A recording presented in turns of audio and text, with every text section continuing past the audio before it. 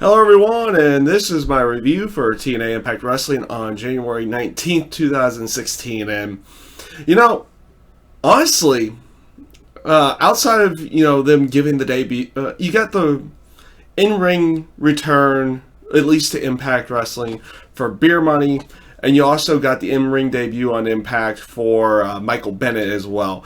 And, in the end, both of those were not all that much of anything going into, leading into anything at all. It was pretty much just reestablishing Beer Money as a tag team, and also Michael Bennett just kind of establishing him a little bit more within the company, and basically allowing him to show off what he can do inside the ring. So again, nothing much there. Decent promo from Michael Bennett afterwards. You can definitely feel they're going to try to build him up a lot down the road here, and we'll see how everything ends up playing out with Michael Bennett down the road. So on that sense, the same with Beer Money as well. Obviously, they're going to be having some kind of feud with Eric Young and Bram.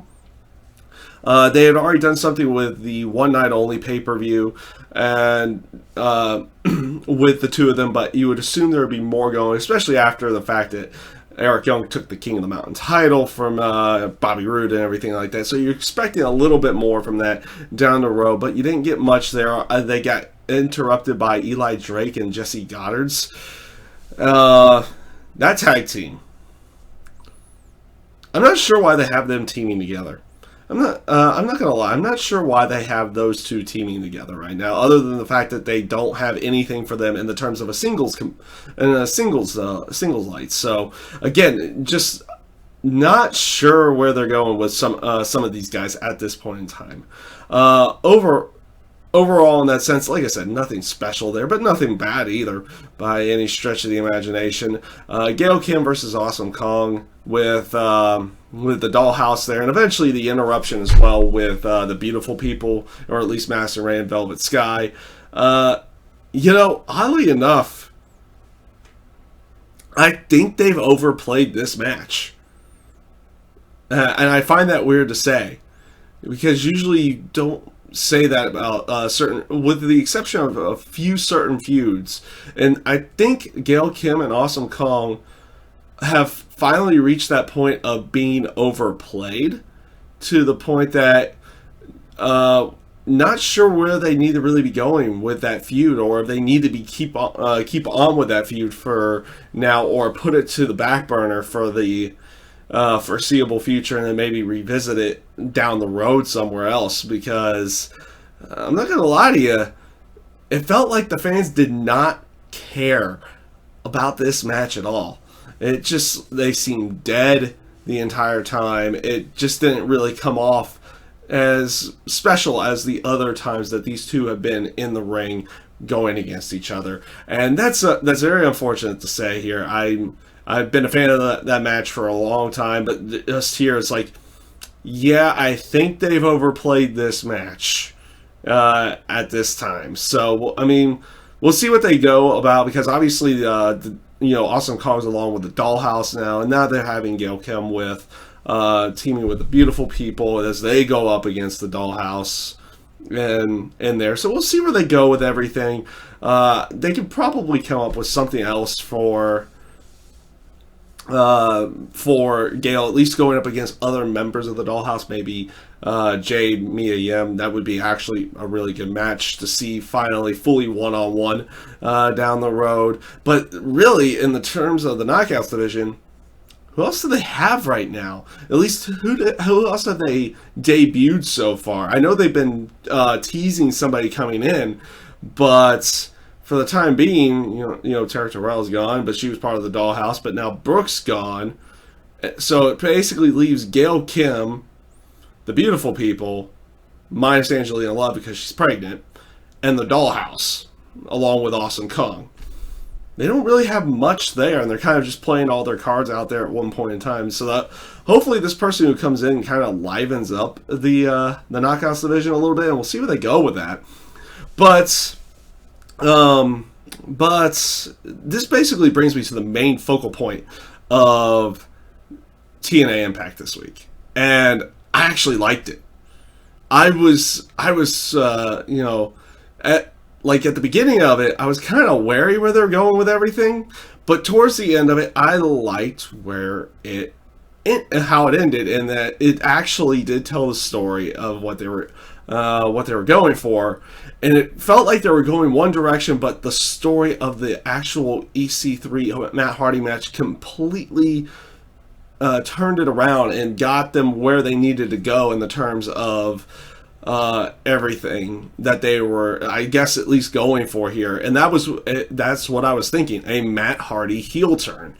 And like I said, I liked the way the show started off. It made Matt come off as a face and everything like that. I liked the promo between him and Jeff, which eventually led to Tyrus coming out and having a match with Jeff. I like the aspect that how they wrote Jeff off in the with that match, but not by just Tyrus completely destroying him, but making it look like he had hurt his previously broken leg, and then playing off of that, and then having Jeff leave to get it checked up, which led to the actual match between EC3 and Matt Hardy. Like, they had good promos setting up in there, making it feel like Tyrus was still with EC3. The promo that he did inside the back of the ambulance was a really good promo. Like I said, they were making it feel like it's like, okay, Matt Hardy's still the face over here, and EC3's still the heel. But they did a complete flip-flop in the match. Now, granted, in the terms of the match, for anybody who would be in that style match, it was a no DQ style with last man standing. You can't basically beat down your opponent until the count of 10. And you saw the role reversal throughout the entire match.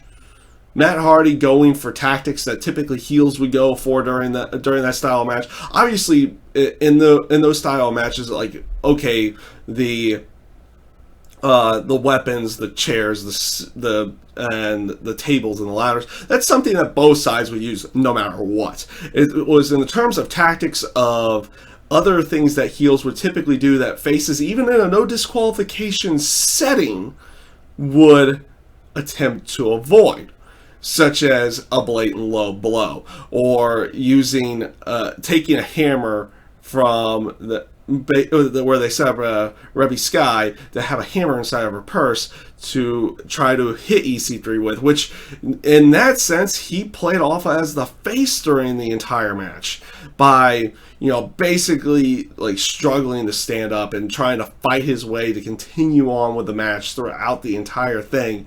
And all the distractions actually went into the terms of being on Matt's side, which eventually led to Tyrus turning on EC3 later on in the match, and that one actually came off pretty well as well.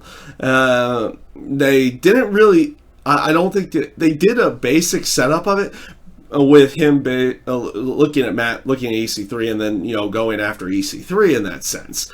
It came off pretty well in the end, and I actually found myself enjoying it. I liked the promo after the match as well. From Matt Hardy, basically solidifying that he is a heel, and now maybe EC3 is a face. I don't know how they're going to play off his character as a face. It will obviously have to change drastically in some way, shape, or form. Or maybe they'll just make him an overly aggressive and still somewhat cocky type of face character in some way. Well, I mean, we'll see where they have to go with EC3, but they definitely turned him face in this style match. Now we have to see where they're going to write his character into actually being that face character, and will it actually be good? I've always thought EC3 has been great as a heel. We'll see where they go with him as face. That's where I'm a little wary, is like, okay, EC3 is a face now. Matt Hardy's played a heel before, and he's played a darn good one in the past. I've actually thoroughly enjoyed those times with Matt Hardy, so no worries there. It's an aspect of what they're going to do with the EC3 character as a face down the road here. So overall, outside of the whole storyline, the main storyline of the night, and I don't know why I completely forgot this, the promo between Lashley and Kurt Angle. Kurt Angle's been doing his farewell tour. throughout this entire time, and Lashley was his next opponent. Basically, Lashley calling out Kurt Angle and making himself the next opponent, which was not a bad way of going, because Kurt Angle and Lashley matches have been really good in the past. I expect this next one to be good as well, and that's just the main story. That's just the storyline of that angle right there, is that Kurt Angle is looking for good competition and good matches. So you're expecting good matches, not necessarily a high story driven style of match. You're just expecting good wrestling matches down the road there. So, again, overall, not a bad Impact.